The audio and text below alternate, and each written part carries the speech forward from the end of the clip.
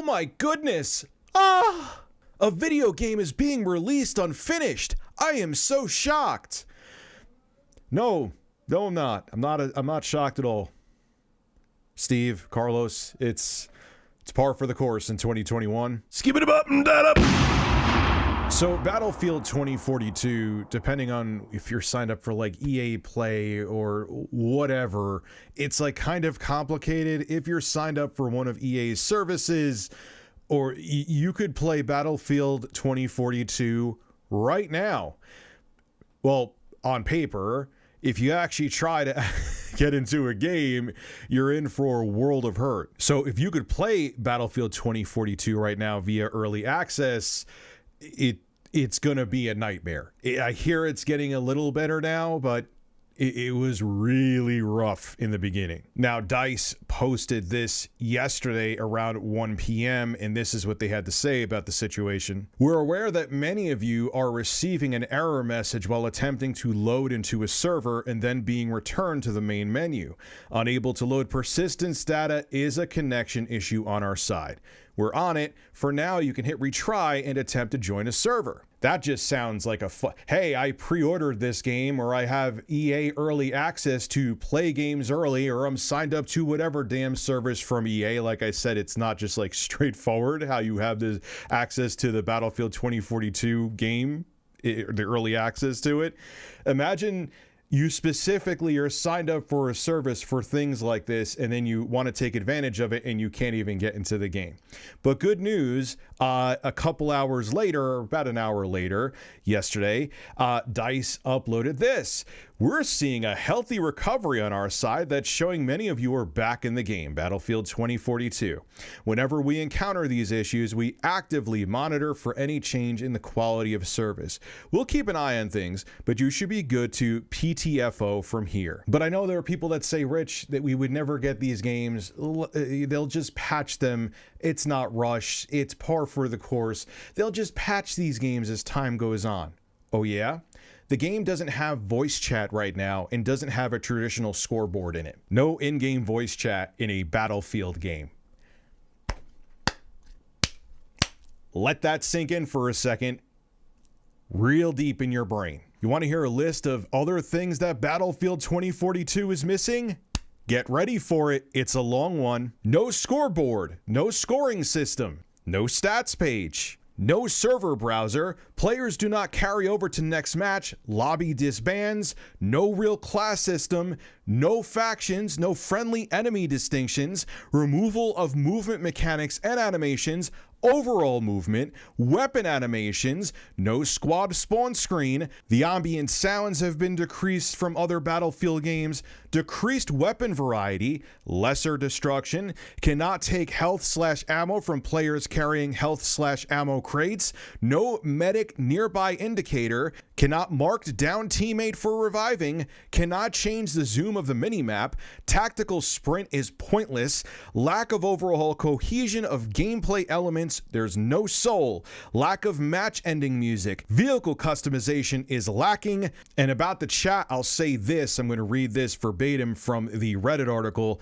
We cannot communicate with the enemy team, so in your efforts to combat toxicity and negativity, you destroyed any sense of community and general positivity from players with each other. Why punish players for using all chat when previous Battlefield games allowed you to hide the chat? You don't have to use it if you don't want. And you can't edit your loadouts in the main menu, just in game, which many people consider a step back. Now, DICE's defense of not having in-game voice chat, which I don't want to hear it, is that, oh, a lot of people use Discord or they use the system level features on Xbox or PlayStation. My ass. It's a AAA game that is based on multiplayer. You have in-game voice chat. I don't want to hear it. I call out the Switch all the time for a lot of games not having that. You should have it too. I don't want to depend on another app or something inside of my console. I want it just in the game. It's more convenient. I know some people are going to defend that and say, oh, Rich, it's not a big deal, but I'm so tired of this, man. Look, I'm a 40-year-old dude. Rich, your beard is so white, you look like you're 60. In before it's said in the comments, and I'm sure it's going to be said anyway, but that's okay. Having some good old fun roasting myself, like I'm going to roast these birds for Thanksgiving. But here is the thing. To all the AAA companies out there are grown-ass old men and women my age and older that play video games, that have very limited time. I do a lot of stuff with YouTube from when I open my eyes to when I go to sleep. I have kids, I have a family, I have many other things that go on. And my time to just, sit back in a couch and put a controller in my hand and play a game is limited. So when I go into a game and I can't get into a server, or it's glitchy like the Grand Theft Auto, the Trilogy, the Definitive Edition, the blah, blah, blah, blah, blah, whatever the hell else is called, is broken and glitchy, but don't worry, we're coming out with patches.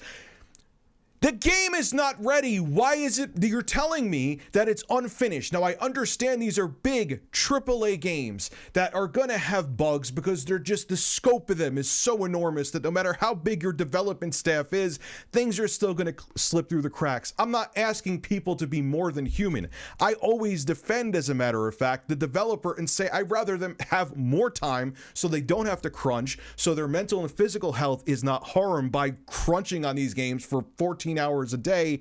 I want to see the developers be happy and healthy and have a good life. But on top of all that as well, I'd rather the games not come out rushed and be competent. I know there's still going to be bugs there. There were bugs in games back on the Super Nintendo and Sega Genesis, and they were much smaller in scope. But all I want is the game to just be functional and not be bare bones to the point that you have to rely on another app to use in-game voice chat in a Battlefield game. Which is all about communication. I'm not a huge fan of the Battlefield games. I rather play Call of Duty. Don't at me. I know people are, oh my God, how dare you? But I that's just, come at me, bro. Come on. The birds will defend me. But I am so tired of this. I don't have, buy the game now, pre-order it now, it's broken, but we'll fix it eventually. We just want your money right now so our investors are happy. That's what it's all about. That's what it's all about at the end of the day. That's all they care about. And we keep buying it, and I'm guilty of it too, and that's why they do this, because they could get away with it. They could meet their quotas for the quarter, and every investor's happy, EA's still making billions, and we get a broken product. I want to see a car released like this. Yes, cars have recalls, but not every single car all the time is released unfinished with issues. We learned a lot from the Pinto back in the day. That was literally a ticking time bomb that you were driving. Not even exaggerating. But could you imagine if where every car was released unfinished like video games were? The industry would collapse. But because it's video games and we as the community accept it, it keeps happening. And you know who I feel bad for in the end? Because you know who gets the crap? Not the greedy suits and the corporate elites that work at these companies that want these games pushed out so they can meet their quarters. Who deals with it? No one even talks to them. You know who deals with all the crap? Mostly is the developers. And they don't deserve it because they're being forced to try to get these games out to meet these deadlines. And it's not fair. They shouldn't be the ones getting the crap. This is Rich of Review Tech USA signing out. Have a good one. This needs to stop.